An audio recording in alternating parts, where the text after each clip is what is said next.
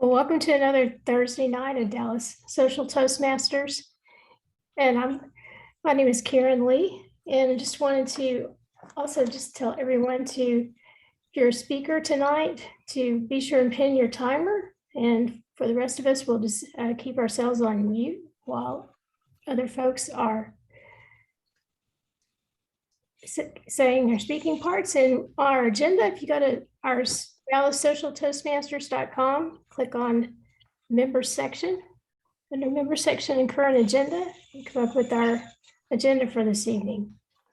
And our Toastmaster tonight is Rob Giles. Okay, go ahead and take it away, Rob.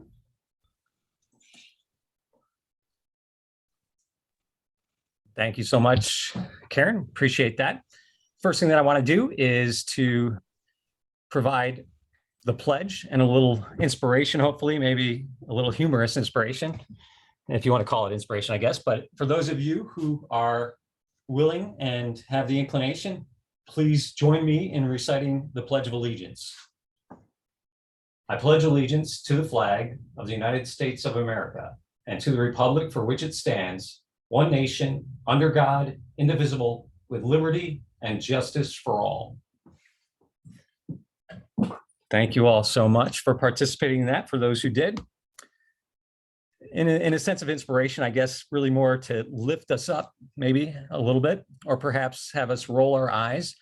I want to give a few jokes. You saw that our theme for the meeting, or hopefully you saw that when the agenda was popped up there that Karen put up, that our theme is air travel, flying the friendly skies.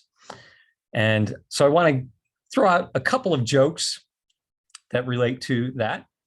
First, I want to say that there's this one that goes, a plane lands, and shortly after, the flight attendant comes over the speaker. She says, "Hi, folks. Sorry about that rough landing. It wasn't the captain's fault. It definitely wasn't my fault. It was the asphalt." Boom, boom. Okay. All right. There was another one in here for it, and this one I can relate to from recent travels. Is I asked the flight attendant to change my seat because of a crying baby next to me. It turns out you can't do that if the baby is yours. I'll leave it at that. A couple of lighthearted humor, or like I said, at least it should at least provide a little eye rolling, if nothing else. I do want to continue with a couple of things before we get into our duty holders, as far as flying the friendly skies are concerned. And I look back at some of the data from 2019. And in 2019, for passengers on US airlines, so this is just US airlines, there were 926 million people, or passengers, I should say. So quite a few. I don't know if anybody would have guessed that amount. It's hard to kind of put those things together in your head, even if you're a frequent traveler. But just to give you an idea, 2019 was like the highest of all years. So basically, over the years prior, 2016, 2017, 2018, 2019 surpassed all of those. So 2019 surpassed 2016 by over 12%, surpassed 2017 by over 9%, 2018 over 4% in regard to those numbers. And all these are coming from the Bureau of Transportation Statistics. But one thing that I wanted to compare that to was 2020. And we all know that things kind of came to a halt. However, if you combine both US airlines and foreign airlines in 2020, there were 398 million. Now that may seem like a lot, right? For people traveling in 2020, you would think, oh, almost nobody did it. But 398 million in all airlines, foreign and domestic. And you kind of compare that to what I had just said with the US airlines in 2019. And again, that was 926 million. So for both US and foreign airlines in 2020, 398. And then in 2019 prior, it was 926. So considerable, especially when you consider that it was both US and foreign airlines in 2020. So pretty significant. I'll go into a few more pieces of data in regard to that and some of my personal fun experiences and maybe some nostalgia as we move along. But let's go ahead and move into our duty holders for the evening.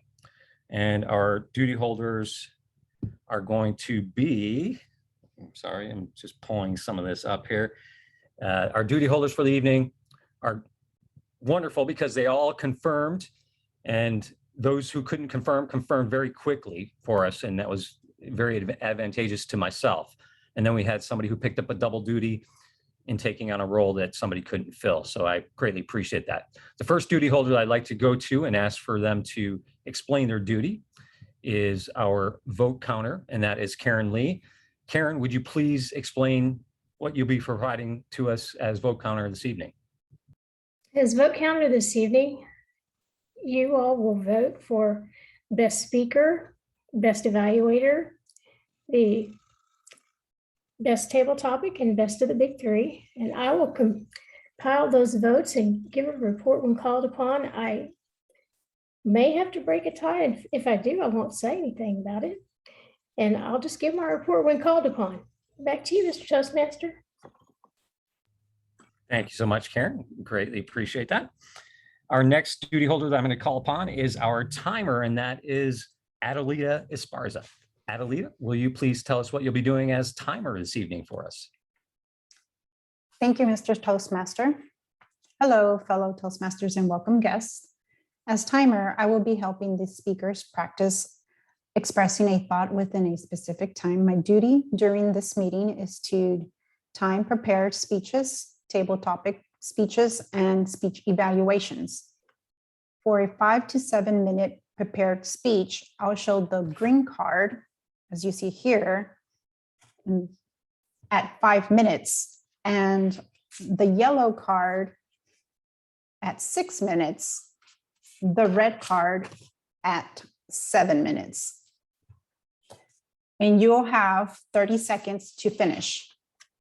For table topics, each speaker is encouraged to speak for 1 minute to 2 minutes. I will show the green card again for at 1 minute, the yellow card at 1 minute and 30 seconds, and the red card at 2 minutes, and you'll have 30 seconds to finish. For evaluators, you will have 2 to 3 minutes. The green card is shown at 2 minutes, the yellow card at 2 minutes and 30 seconds, the red card at 3 minutes, and you will have 30 seconds to finish. If you speak under time or overtime by more than 30 seconds, you will be disqualified and will not be eligible for awards. However, for table topics, you must reach at least 1 minute. No grace after that. I will report qualified times when called upon throughout the meeting. Thank you, and back to you, Mr. Toastmaster. Thank you very much, Adelita. Appreciate that as well. Our next duty holder that I'm going to call upon is our posture monitor, and that would be Mr. Mark Sims. Mark, will you tell us what you will be looking for this evening as posture monitor? As posture monitor, I'll be observing to see if there's any nonverbal actions that distract from our ability to trade on the speaker. And sorry, Adelita, I just saw you scratch your forehead. And then your pin, since you're going to be my timer. And anything, and I caught myself earlier on playing with my glasses. Nothing inherently bad, but if you do that too much, it could cause the audience to maybe not listen as closely to what you're saying, but observe what you're doing. And when we're in person, there's a lot broader range of activities that might come under review, such as hands in pockets or some awkward body language. So I will observe this and make notes and then report when called upon by the general evaluator. Mr. Toastmaster. Thank you very much, Mark. Our next duty holder for the evening is performing double duty, and he is our counter as well as our grammarian for the evening. That is Mr. Tom Tariki. Tom, will you tell us what you'll be looking for or listening for this evening? Thanks very much, Rob. So as the counter, I'll be listening carefully for verbal distractions such as things like that, other filler words and sounds that are really stalling or fumbling. I'll also keep track of repeated words like the or I. And lastly, I'll keep track of long pauses to the extent that they're unplanned or distracting. So I'll keep track of this, and during the prepared speeches, table topics, and at the end of the evening, when called upon by our general evaluator, I'll give a report on what I observed. I will also be the grammarian for this evening. So as grammarian, it's my responsibility to pay close attention to the speaker's use of the language, listening carefully for particularly exemplary good or misuses of the English language. I'll make notes, and at the end of the evening, I'll give a report. And lastly, as grammarian, it's my pleasure and duty to introduce the word of the day. So for today's meeting, let me share briefly. Oops, that didn't. Am I sharing? Nope. You are sharing, but you have some documents up in front of what. Oh, there you go. The word of the day is temerity, which means excessive confidence or boldness or audacity. An example of the use of that would be the professor's conclusions were all wrong. I'm glad someone had the temerity to challenge him. Back to you, Rob. Thank you very much, Tom. Getting back to air travel, I myself had a few flights over the Thanksgiving holiday. I flew to Buffalo, New York, with a stop in Charlotte, North Carolina. And over that period of time, I reflected upon a couple of things. One, while I was reflecting, I will say that I was also wearing a mask. And I did mention this to a couple of you after a meeting that we had a few days ago, that I had an early flight coming out of Dallas. I had to be at the airport at 3 a.m. for my flight. So I went into the airport, had my mask on, went through TSA, went through security, got on the plane, flew to Charlotte, waited for my flight, took my flight to Buffalo, New York, and eventually exited the airport at approximately 11:15 a.m.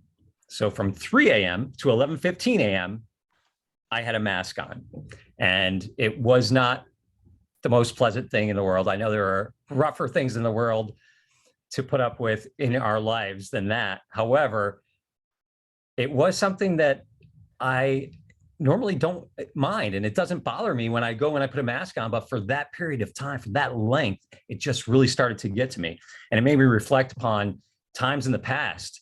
And probably a lot of you, maybe not everybody, may know that there was a time where we didn't have to do that. And where not only that, but we didn't even have to go through and have security, x-ray us and do all those things. If you were a friend or a family member, you could actually walk to the gate where your plane was with your family member, even if you weren't getting on that plane. And those were the days. How nice it was at that time. It didn't seem like there were a ton of problems at that point, but after that, it seems like we are in the right as far as trying to prevent problems and prevent people from doing horrible things. But it definitely made me reflect upon those days when things weren't as bad. Now, I'll go back to the days where we just don't have to wear masks through all of that, because it's already enough to be taking your shoes off, doing all these things to go through security. And if I can just get rid of the mask, that's a start. Maybe 50 years down the road, we'll figure out something regarding the rest of it. At this point, we're going to go into our prepared speeches for the evening. And we have 2 of those tonight. Gratefully, we have 2 speakers that were very willing to step up and take on this challenge to speak for this week for us and provide some entertainment or education or inspiration of some sort. We'll find out here in a little bit. But our first speaker is giving a special speech, and her name is Madeline, and her evaluator for the evening is Mr. Mark Schroeder. I'm going to ask Mark, would you please tell us what Madeline's objectives for her speech tonight is?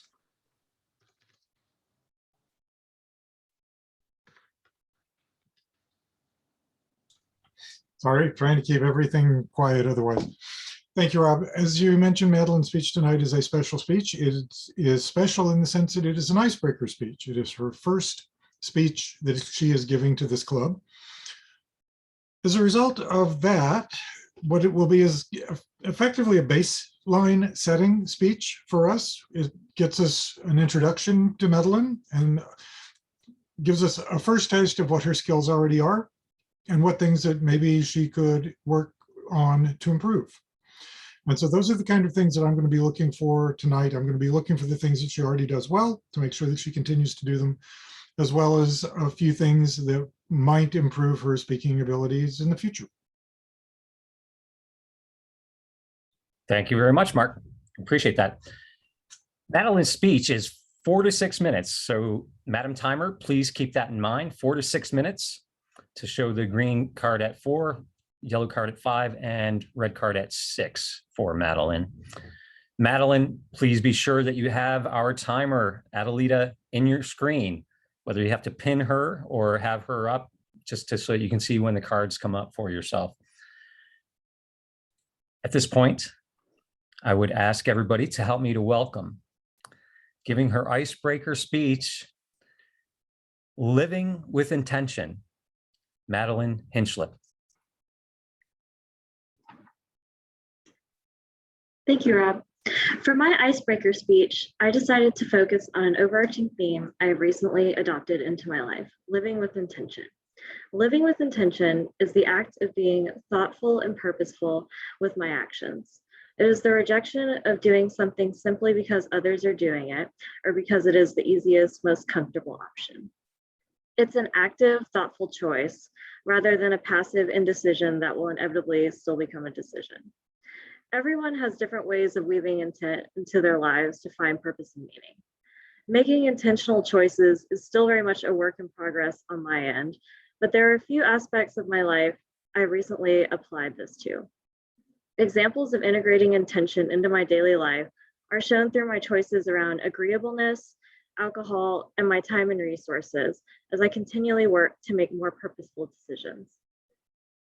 Agreeableness has long been a curse of mine, where sometimes, particularly with people I don't know well or bosses, I agree to avoid conflict. Sometimes I would agree without even giving myself the chance to consider the idea. I was falling into the yes man category at work.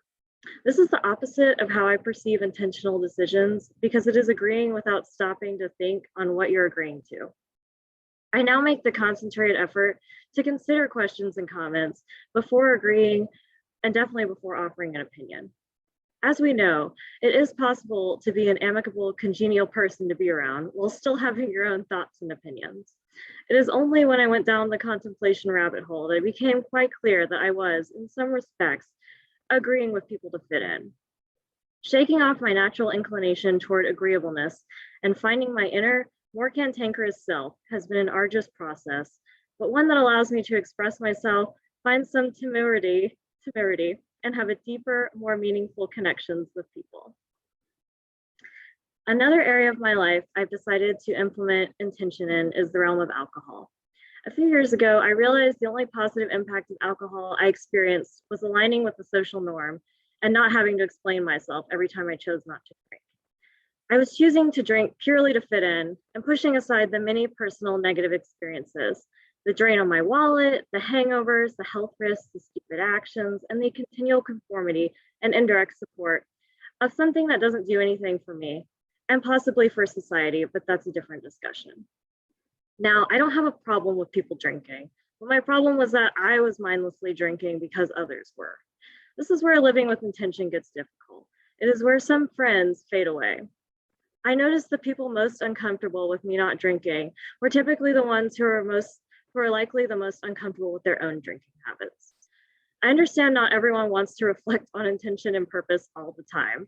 It's neither light nor relaxing, and we all need a good bit of light and relaxing moments in our lives, especially during a pandemic. But a culture where it is more socially acceptable to talk about disabling hangovers than to talk about the choice to not drink seems backwards to me. So it may be someone's intent to get drunk and have a great time, and that's great. But for me, the only benefit of imbibing is the perceived social alignment. So I now make the choice to avoid all the negative impacts I experience with alcohol and to just be a little weird. Utilizing my time and resources in a more impactful, meaningful way is another way I work to implement intention in my daily life. I recently begun to really notice how precious time is and how fortunate I am to have the resources I have. While there is much room for improvement, I make a conscious effort to distribute my knowledge and skills to initiatives and organizations I care about, to volunteer when I can, and to donate to charities. I try to shop local when possible, even though I still use Amazon frequently. I just can't kick it. I have found that if I do not make an effort to allocate my time intentionally, large amounts of it slips away in the form of TV, naps, and mindless internet surfing. So instead, I try to utilize apps to help me stay focused, utilize alarms to coordinate my breaks, and formulate an idea of what I would like to do for that day. I have found this planning and preparation helps me greatly. Living with intention toward resources in particular, to me, means moving away from a fully consumer standpoint and into a more growth producer mindset, meaning I create and contribute more rather than distract myself and consume. I still have a lot of areas to grow, but I'm improving at prioritizing my time and resources toward intentional choices, which lead to more meaningful actions that benefit myself and the community.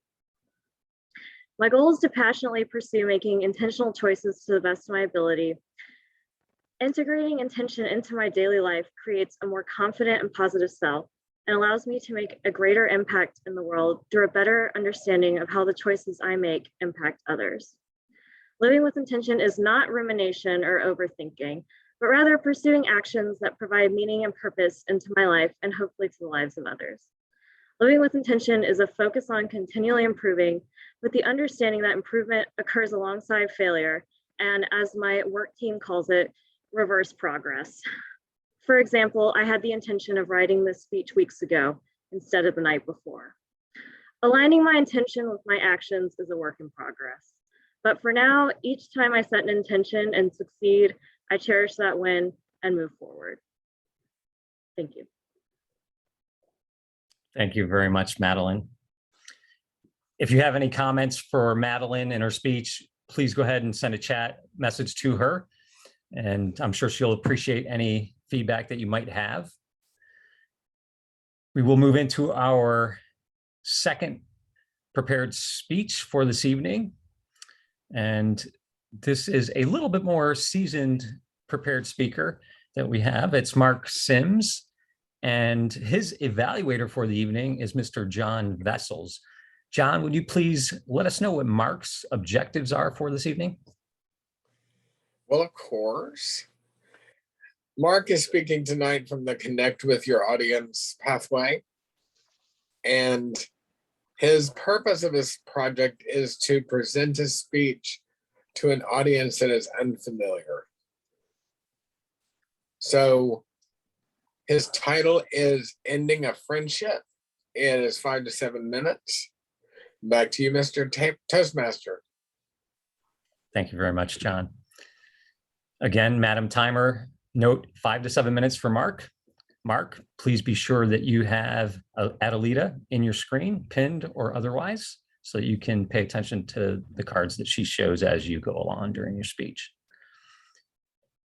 As I mentioned, Mark is a bit of a seasoned prepared speaker, seasoned Toastmaster. So we look forward to this. I would ask everybody to please help me to welcome Mark Sims with his speech, Ending a Friendship. Mark Sims, take it away. We all need and revere our friendships. And think of the most fun times in your life, the things you were doing, people you were with, and the things that you go through with your friends. You commiserate setbacks, you celebrate successes, you're there for them in tough times and vice versa. And this is great memories. Now, a friendship may last a lifetime, and that definitely is to be cherished. For different reasons, a friendship may end early. It may be circumstances that are imposed on you. It may be a decision you have to make. It could be other factors. But when that happens, there are some positive things we can do in order to navigate that change in life. Now, some people that are close to you may move on, either literally or figuratively. They could move across the country to take a great job, and so they're not around near as much anymore, except virtually. They may move on figuratively, where they're just not as available, even if they still live relatively close to you. And this could be for several factors. For example, let's say that a married couple friend have children, and because of that, maybe their interests start to diverge with yours.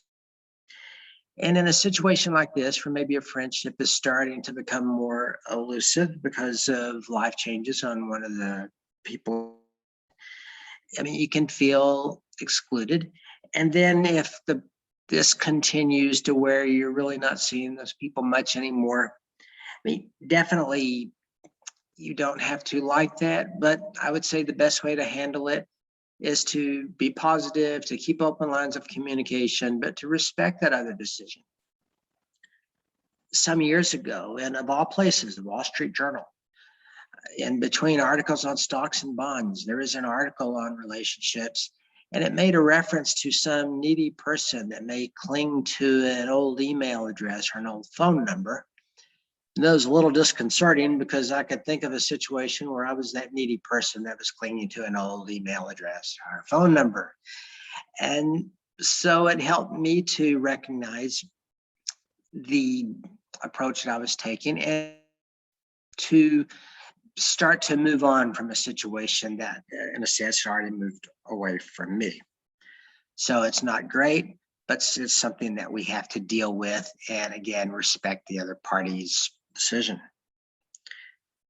Now, in some cases, you may need to end a friendship in order to protect those around you. And maybe one example, again, would be like parents that have small children, and maybe they're spending less time around a wild party goer. And I can remember some years ago having to gradually reduce exposure or terminate a friendship with someone I'd known since grade school. But unfortunately, he developed an addiction, was starting to call me up, ask for money to sustain that, and then starting to call my parents up to ask for money to sustain that. And it was just getting to be a bad situation. So that was sad because of the length of the friendship. But the best way to handle that was to make a tough and necessary decision, not to have bad feelings towards the other party, but to have realistic feelings. And again, take the steps you need to protect those close to you. Now, with aging, some friendships terminate because the people terminate. It's not a decision on their part or yours, but rather Father Time. They pass on. And this happened to me in the last couple of months. There was a woman, her name is Georgianne, and at one point she had been married to a distant cousin of mine. She was really more of a friend than a relative. And she had played a unique role in my life because some years ago she had tactfully but persistently pushed me to intercede in the elder care of an aunt and uncle of mine that she was very good friends with. And then once I started to do that, she encouraged me in that process. And then as time passed on, she moved to another state, but about all she had time or opportunity to do was pepper everyone around close to her with emails. And she was sending emails telling me things about, or giving links, for example, to old TV shows. And sometimes I would even defer answering her emails because as soon as I did, she would have more questions to send to me. And then I noted that about a month had went by. I had not heard from her, which was very unusual. So I started clicking around on Georgia and Jordan in Lincoln, Nebraska. And sure enough, I got a link to a funeral home that had conducted her cremation. And unfortunately, she apparently had died alone, and there was no one to handle the services. So again, that was her eventual fate, the cremation. And no matter how old or ill someone is, that's always a shock to you. And again, you're not going to like that. You'll eventually have to deal with it. But it's the best thing I could do was to save the most recent email she had sent that I had not already deleted. And then also to get on the section on the funeral home's website where you put in your remembrances of people. So we will all eventually be and will be familiar or come across circumstances where we have to say goodbye to an old friend simply because they pass on. Again, cherish the memories and save what evidence that you have of that. Now, an obvious point is that with some people moving out of our lives, we always want to take additional steps to reach out to others in the different areas of our lives, whether nonprofits, whether church work, etc., to expand friendships, to again replace what we've lost. But in conclusion, the people that you grow up with or play golf with or go out to drink with may not always be in your life. So you can take positive and honest steps to navigate that situation and to keep in mind that sometimes the death of a friendship is a part of life. Mr. Toastmaster. Thank you very much, Mark. I would ask everybody, if you could, please provide Mark with any comments, any positive feedback, any constructive feedback for Mark in a private chat to him, or public chat if you feel it's appropriate. And I'm sure that he will appreciate that. At this point, I would like to ask our timer, Madam Timer, did both of our prepared speakers qualify on time? Madeline, 5.42 seconds, 5 minutes and 42 seconds, and Mark Sims, 7 minutes and 35 seconds. All right, so Mark just went over just a bit, and I think he kind of had a feeling he might there.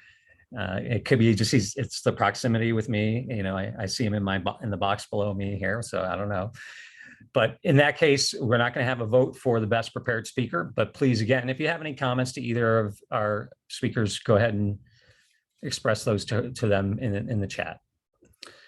I want to talk a little bit more about the Friendly Skies and specifically some of the things that I found, and this is kind of negative, but the things that are annoying when you go to travel. And I know that there's probably a laundry list of that, but one of the things is long lines, right, through the security. That's kind of tough. And it seems like just a reminder of what we have to go through now in order to fly and get to where we want to get.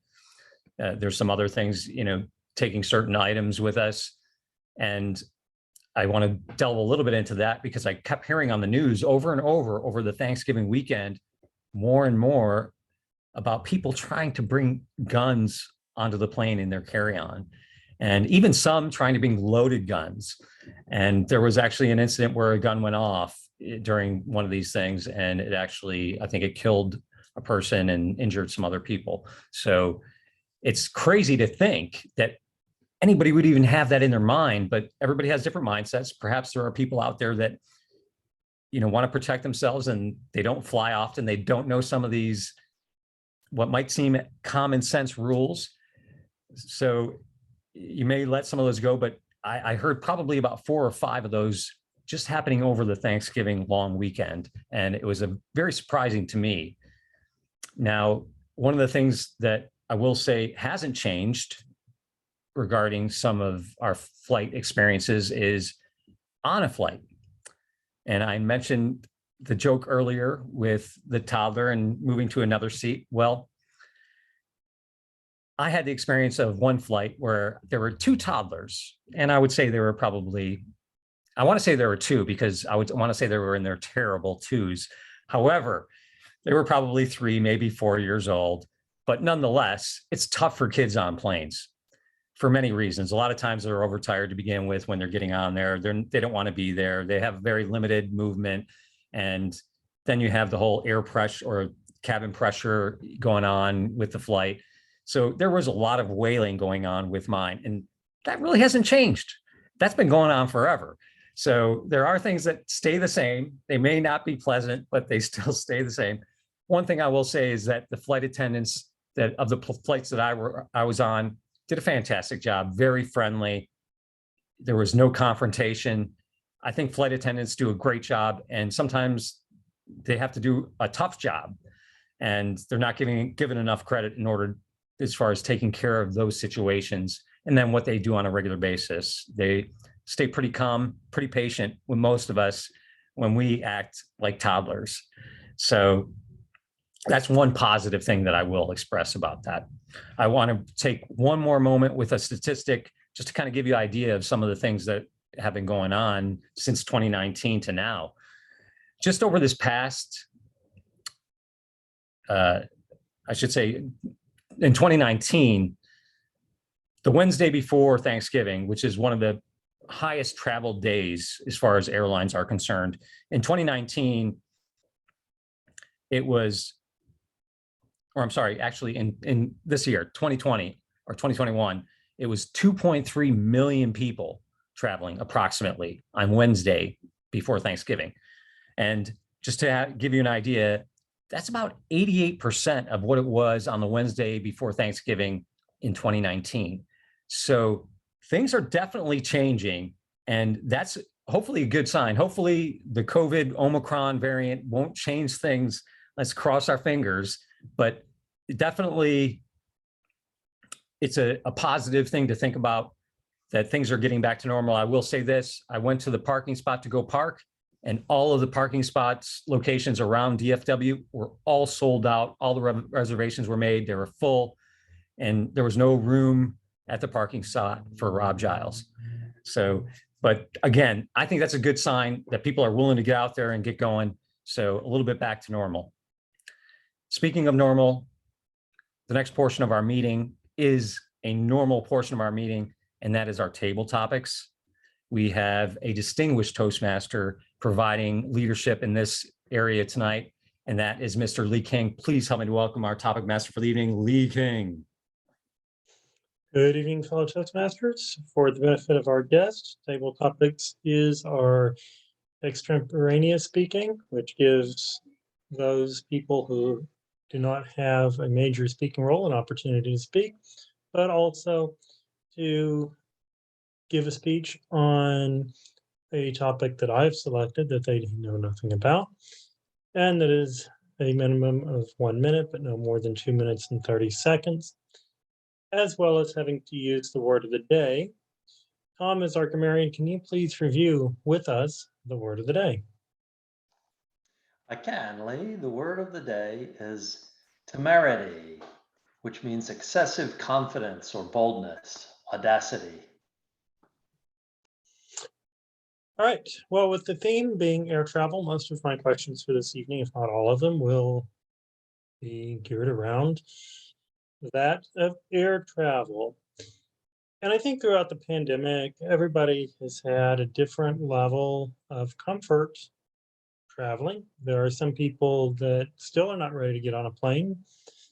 Other people that didn't mind being on the plane when it was only them and flight attendants on the aircraft because everything was locked down.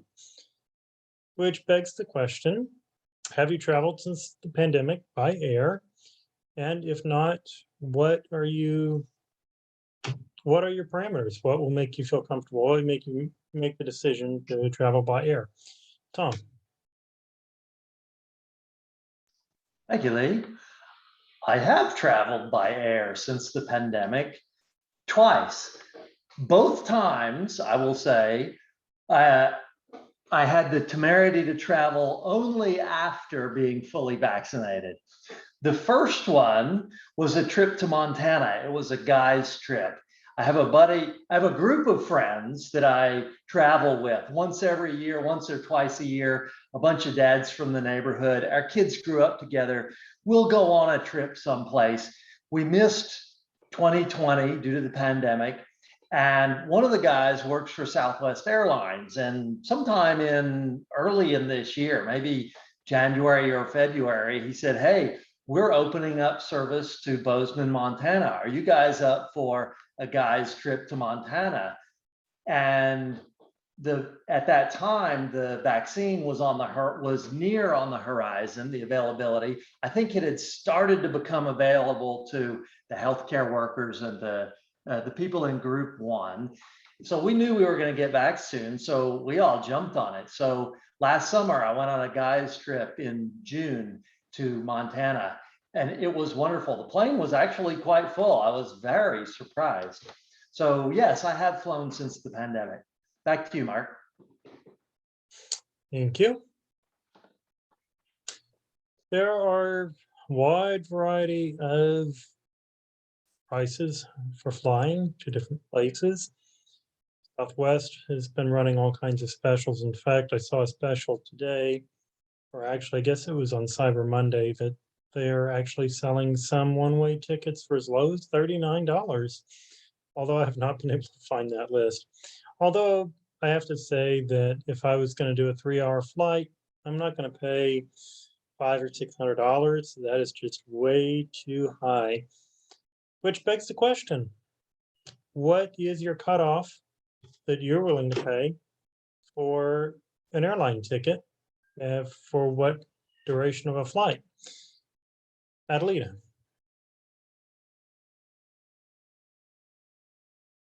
We'll need someone to take timer for her. Mark Shorter, can you possibly do that?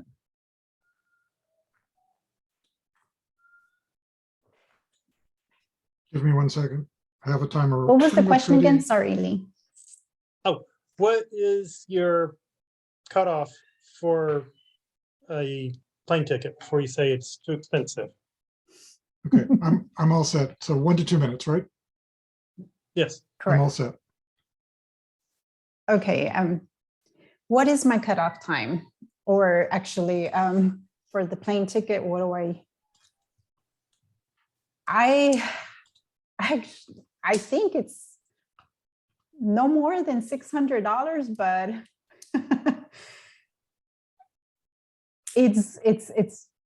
I guess it all depends on where you're going and when in the season you're going on. Depends on just for an example, I went to Alaska. I only paid $480 for the round trip for 8 days. And to me, that was cheap. But now that I'm want to go to a different location and it's a different time of year, I'm having to fork out extra money, like maybe $240 extra. And it's not even as far as as I went with in Alaska. But for me, I think the stopping point is $600. Back to you, Toastmaster. Topic master. Thank you. Those of us that have, which I'm guessing probably pretty much everybody has flown at least once or twice in their life. We've probably been to numerous different airports. There are some that are really nice, some that are really awful, that you'd never want to go back to. There are some airports that no matter what plane you get off of, you actually have to go through security a second time, unless you just happen to have to depart from the gate right next to your plane, but 90% chance you're going to go back through security again and try to catch that flight that leaves in about 15 or 20 minutes. Which begs the question, which has been the best airport that you have traveled through, and which is the worst airport you've ever traveled through? Karen Lee.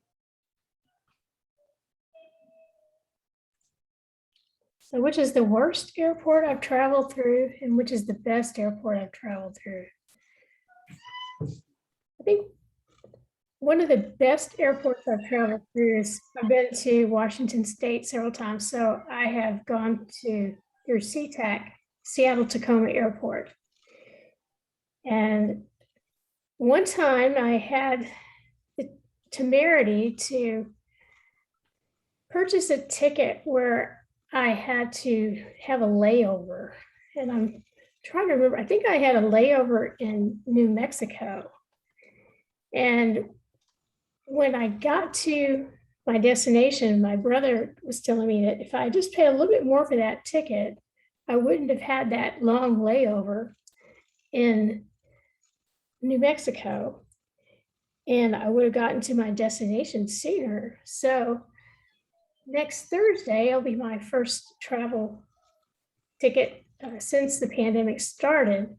So I do have a nonstop ticket, a one-way ticket to Seattle Tacoma Airport. And I paid less than, with the insurance, it's probably over $200, but less than I would have that first time where I had that long layover. And back to you, Mr. Table Topics Master. All right. At this time, I will now go ahead and call for a timers report.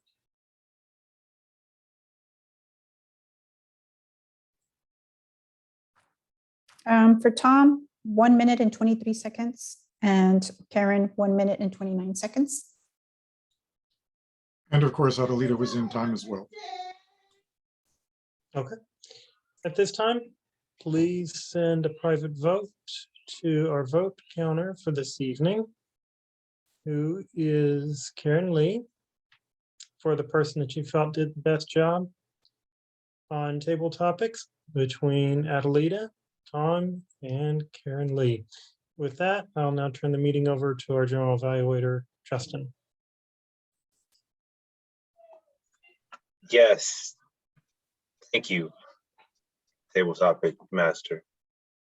That was a pretty interesting table topic. I actually wanted to go. I actually had a few ideas in my head.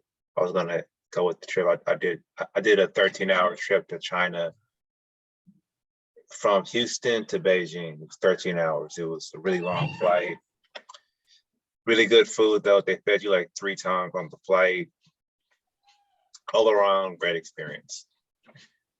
But now let's go into our evaluations portion of the meeting. And then after our evaluations, I'll go over my general thoughts of the meeting. So our first evaluator will be Mark Schroeder, evaluating Madeline. Her speech title was Living with Intentions.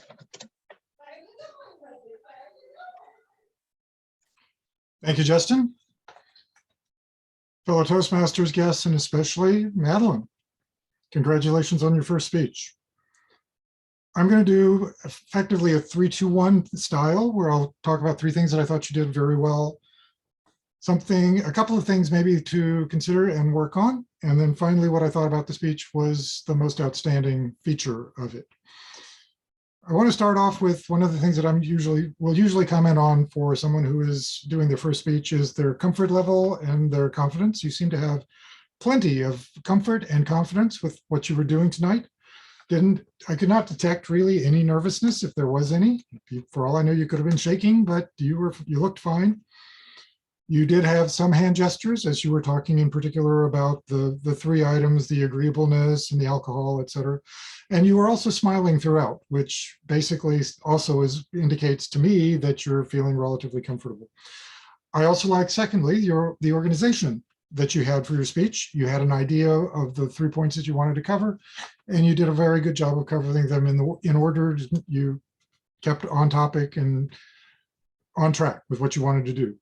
And third, finally, the content in particular that you chose tonight, I thought was very good, because one of the things that we hope for, at least a little bit in the icebreaker, is a little bit of personal disclosure. And we certainly got a lot of that tonight. We got items with regard to agreeableness and your behavior with regard to that, alcohol, your rationale, or if you will, your decision process for what you were going to do with regard to alcohol in the future. So we got a lot of how you think about things, which again is really great for personal discussion, personal disclosure, sorry. Couple of things that I think you could work on. I'm going to have the temerity to contend that I saw you perhaps reading, or at least if this speech had a feeling that you had written it out verbatim, written it out completely. And that's not a bad thing. There are people who have gone through and done the 100% public speaking champions that say you should write out every word. So there's nothing inherently wrong with that, but you have to be careful when you do it.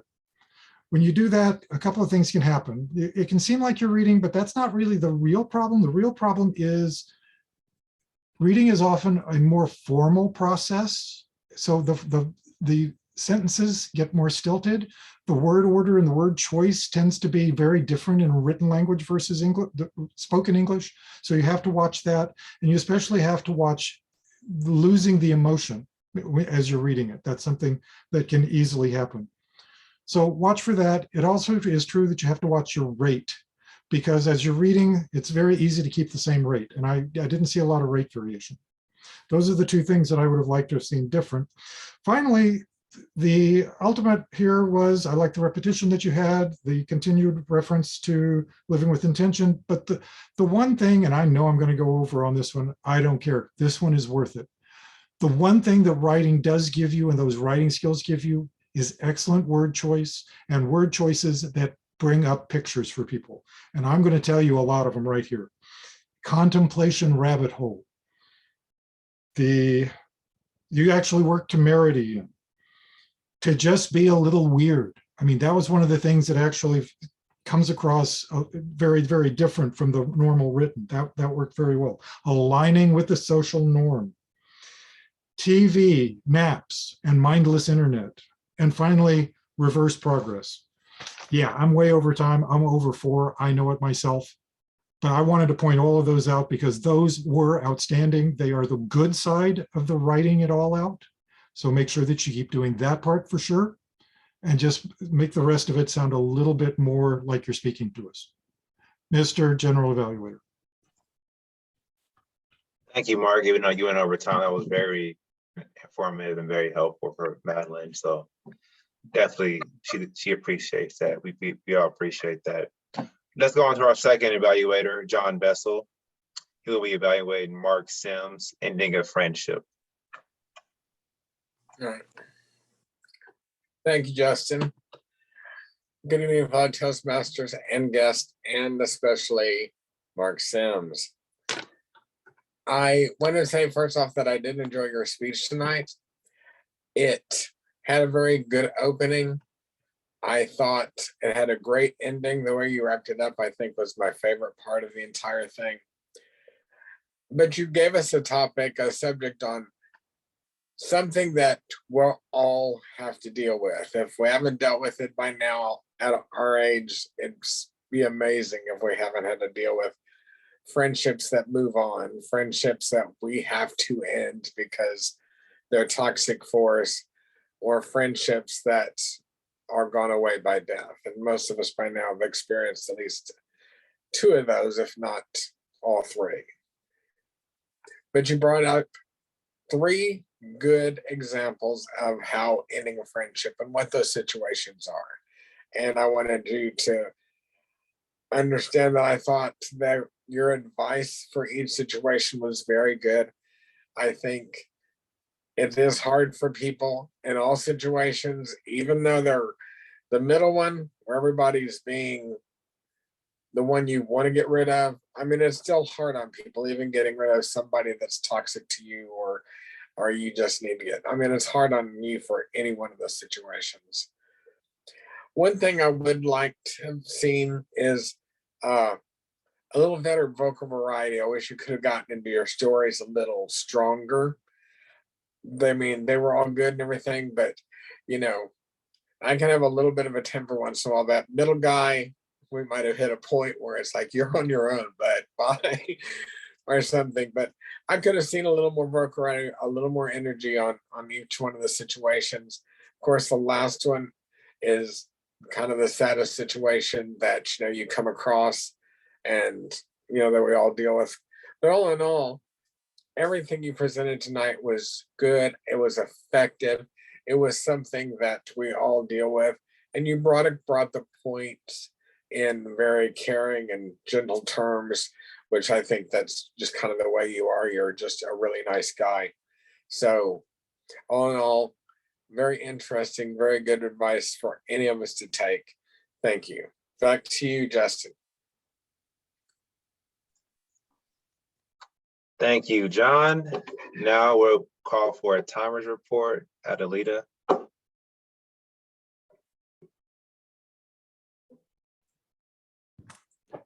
Mark, 4 minutes and 8 seconds, and John, 2 minutes and 25 seconds.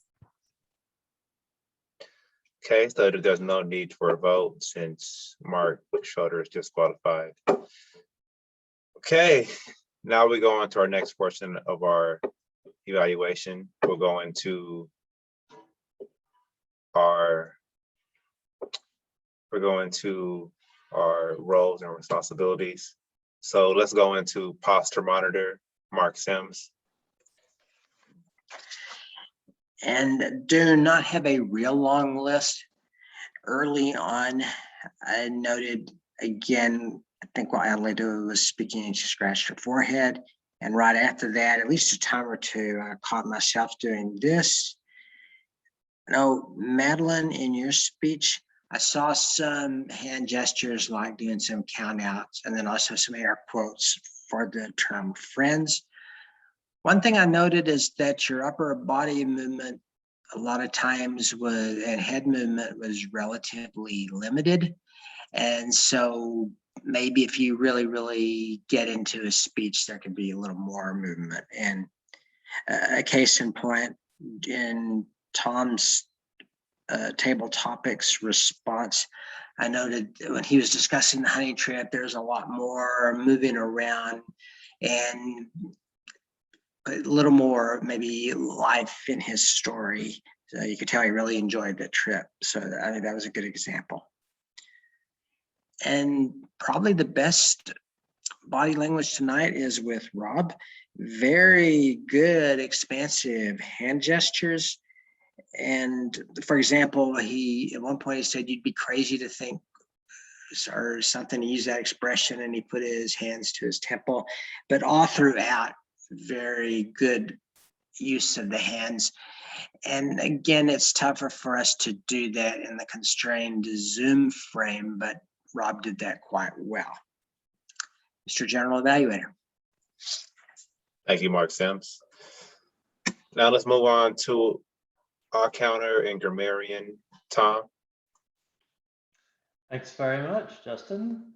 So let's start with the counter. So I was listening very closely, and the only 2 people all evening that I noticed who had the temerity to say or were Adelita and I. So props to us.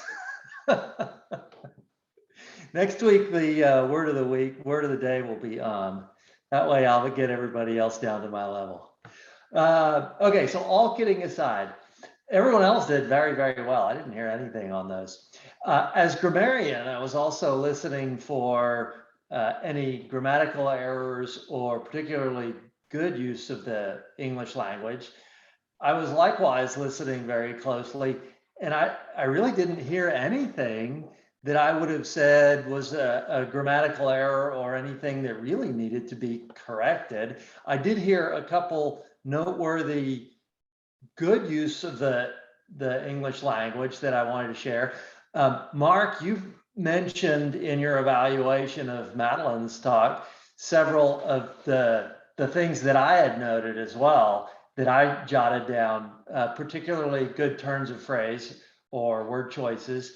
In addition to the ones that you pointed out, I particularly liked where Madeline mentioned her inner cantankerous self. I liked that quite a bit. And then you also, Madeline, at one point mentioned it was not about rumination or overthinking. And I thought that was particularly effective use of the language as well. Mark, I think during your talk, I was listening, and there were a couple turns of phrase that I thought were particularly effective. One, you mentioned that your friend had tactfully but persistently encouraged you to intercede. And I thought that was both concise and very descriptive. I thought that was really effective use of the language. And then the other one that really got my attention, you mentioned, you used the phrase, death of a friendship is a part of life. And I liked, quite often we hear the phrase death is a part of life. And so I like your use of metaphor there, or the fact that you said the death of a friendship was a part of life. Thought that was an impactful way of saying that. Let me see if there were anything else, checking my notes. I caught a couple uses of the word temerity. Madeline, you worked it into your speech, which I thought showed really good thinking on your feet. And then during the table topics, Karen used it. And then Mark, I think, also used it in his evaluation. So good job, everyone. Back to you, Justin. Thank you, Tom. So overall, great meeting. I wasn't here at the beginning of the meeting, so I don't know if it started on time. I'm pretty sure it did. They didn't. Well, oh well. What can we do, right? But I love the topic, Rob. Very, very interesting topic. Flying.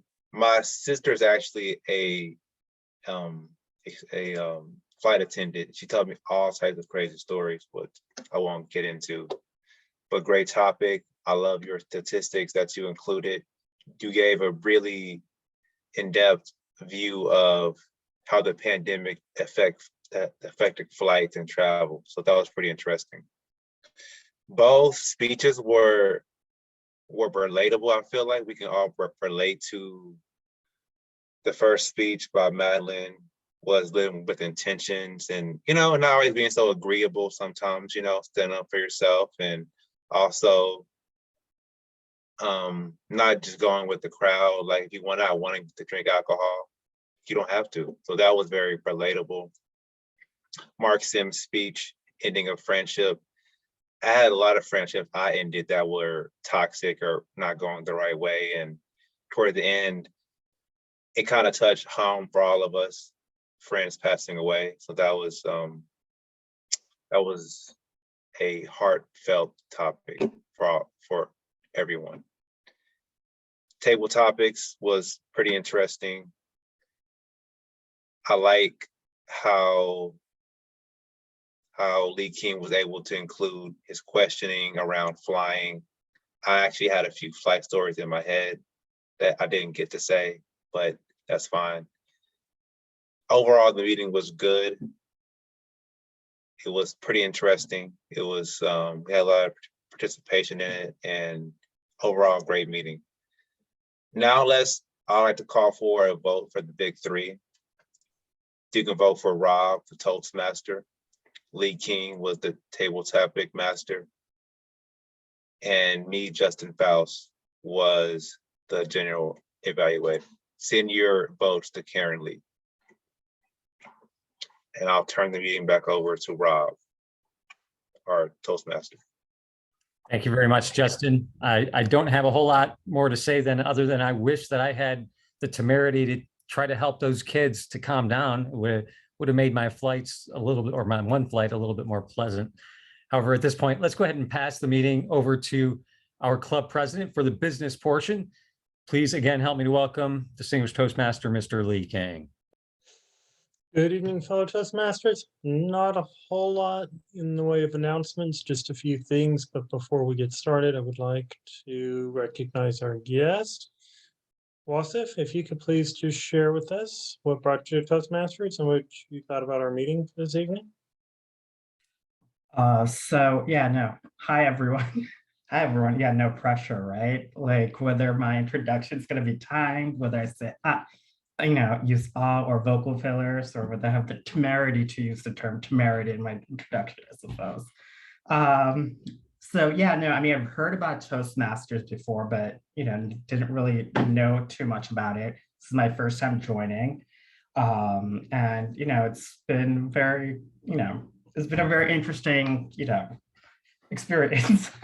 But I'm glad I joined. I probably will look forward to joining next week as well. I work in healthcare as a data analyst, so I think I can relate with what Rob, when you were throwing out the data points. It's been kind of crazy because with work, we've been kind of working with nonstop, even with the most current, Omicron updates. But yeah, that's any further questions for me. Good job, everyone, by the way, like your speeches and presentations. All of them were extremely relatable. Well, we certainly hope that you will join again. There are just a few things as far as announcements. First, we met as officers this past week, and just coming out of that meeting, we really discussed two main things. One is just the remainder of the month of December. We will meet through the 16th. Now, on the 16th, we won't have a formal meeting. It will be more of a holiday gathering party, virtual type event for those that want to join. So next week will actually be our last formal meeting.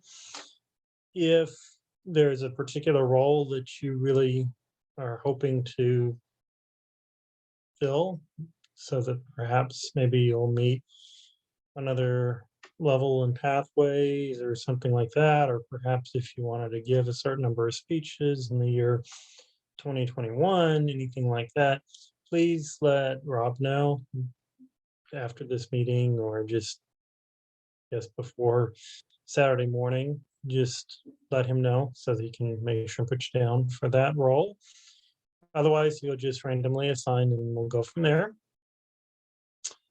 Also, we discussed returning back in person. Of course, it is a little early to tell because of the new COVID variant. We don't really know how that's going to all pan out just yet.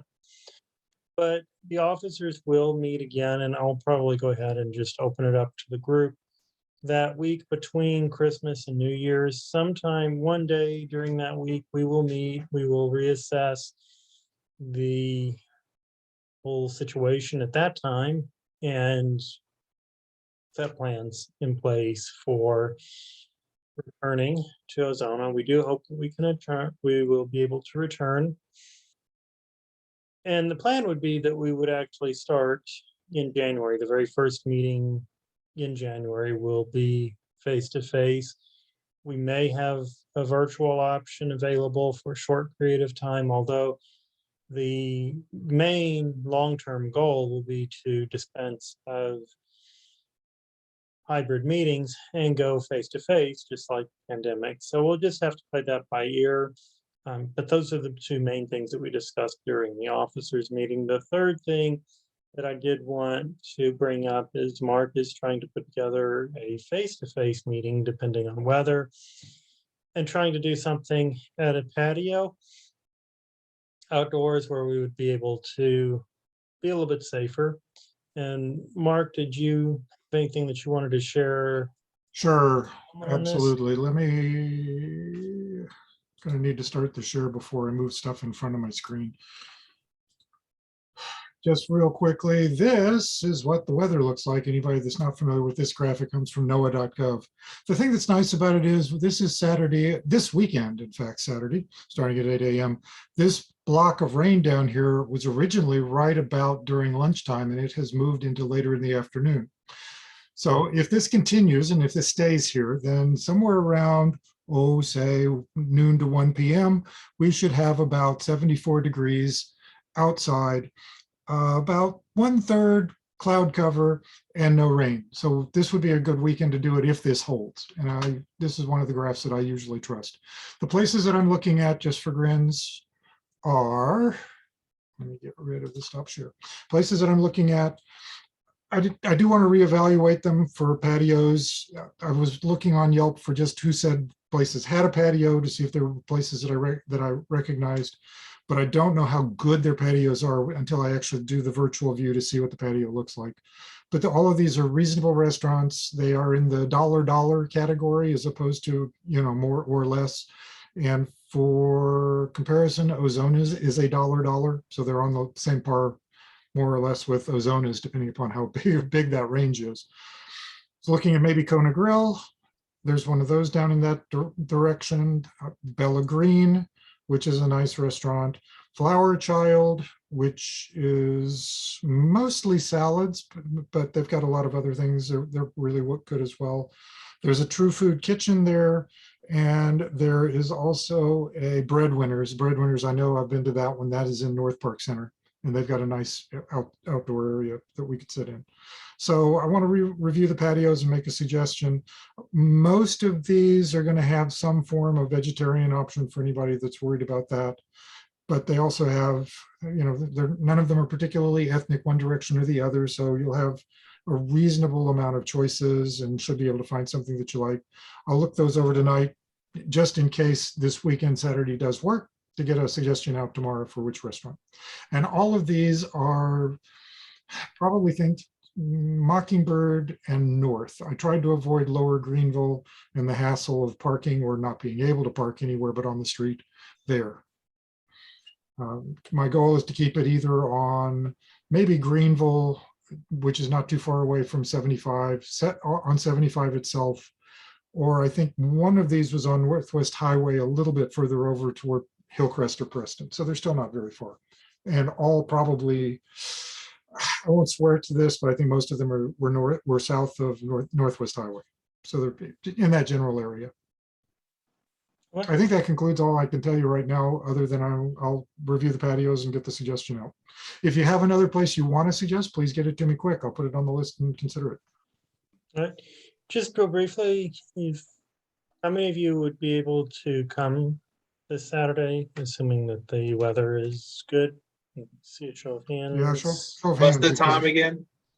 Well, it would be a lunch, so we'd probably talking something 12-ish to 1 or 1:30, something like that. I mean, I know I'm still a guest, but Absolutely. Sure. Okay. Absolutely. Okay, so we have several of us. We have that several would be people able to make available. it. Okay. Yeah, my concern, of course, is we are in December, and if we get a 74-degree nice day in December, we should probably take it, because the odds of getting 2 of those and 3 is even worse. Yes. I don't want to wait until the last one and then find we can't do it. Well, and then just Christmas getting closer, and Christmas, everything will be closed early when we get to that weekend, and yeah, etc. And I think Okay, well, actually sounds it gets good, Dan. worse on, check real quick. Yeah, it gets worse on Sunday already. okay. We start losing the temperature on Sunday already. Lee, before you end here, I do have a couple of things that I do want to say. So if you, Okay. minute. Okay, so that's all fun. I hope that you all go first, because I saw a lot of hands. I'm not going to be able to go, unfortunately. I won't be in town technically. So please go. I will miss it dearly. But I want to move on to something else that relates to officers. We talked about the officers having a meeting earlier this week. Officers, you need to attend TLI coming up, and You just want to mute. I'm sorry, apologize. Thank you. I put in the chat for TLI. Officers will need to attend TLI for the upcoming term, or 6 months, I should say. So we've got 3 TLIs there, and there's going to be 2 more that are going to be available. And it's a $20 charge for our entire club. I'm going to make sure that gets taken care of over the next day or so. So don't worry about that. members, don't worry if you're not an officer. If you still want to participate or go check out or see what's going on, whether it's through the Zoom session, there's going to be a couple that are in person. You see there in that what I put in the chat. There's one that's in person, which is the kickoff TLI. So if you want to get out and get there to meet some other Toastmasters and see what's going on, see what the classes are all about, then that's a good way to go. But there's also a link that I just put in as well, which leads us to our d50tm.org website and a list of all the TLIs. And as we go along through the TLI season, so to speak, there's going to be block schedules that will be up there telling you exactly what classes and courses are going to be given up. There's going to be some keynote speakers at most of these, so keep that in mind. Those are good things to experience. We have some experienced speakers that will get up and motivate us, inspire us for the upcoming 6-month term. And that's pretty much it. Back to you, Lee. All right, so let's go ahead and get a vote. Counters report, please.